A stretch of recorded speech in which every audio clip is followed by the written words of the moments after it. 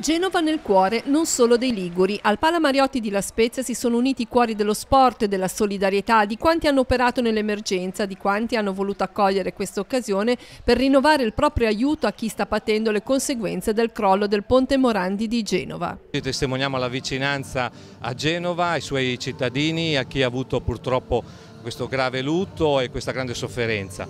La Spezia è onorata di poter dare un contributo e speriamo di essere imitati da tanti in Italia.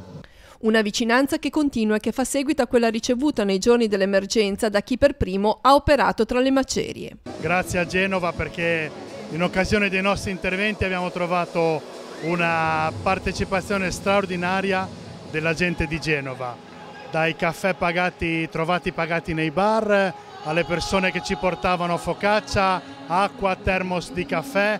Per noi queste sono le cose che hanno un valore infinito. Sullo sfondo la partita di pallacanestro con due società di Serie A, Dinamo Sassari e Victoria Libertas Pesaro. Anche qui un cuore solo ha mosso i due presidenti a farsi tramite dell'evento benefico. La cosa bella è stata che in realtà Ario mi stava chiamando per lo stesso argomento, quindi diciamo che è stata un incrocio di telefonate in etere, perché comunque io credo che se lo sport, per quello che riguarda noi il basket, non sia capace di fermarsi rispetto a degli eventi che vanno al di là di qualsiasi pianificazione sportiva o di qualsiasi evento sportivo, allora noi non stiamo facendo bene. Credo che Genova sa sempre rispondere, sa sempre tirarsi sulle maniche e affrontare i disagi che purtroppo ogni tanto capitano in questa regione. Comunque sono contentissimo, ringrazio Stefano e la Dinamo Sassari perché è vero che io pensavo la stessa cosa, ma forse Stefano è stato più veloce di me e quindi abbiamo messo in piedi questa giornata veramente di basket, ma soprattutto per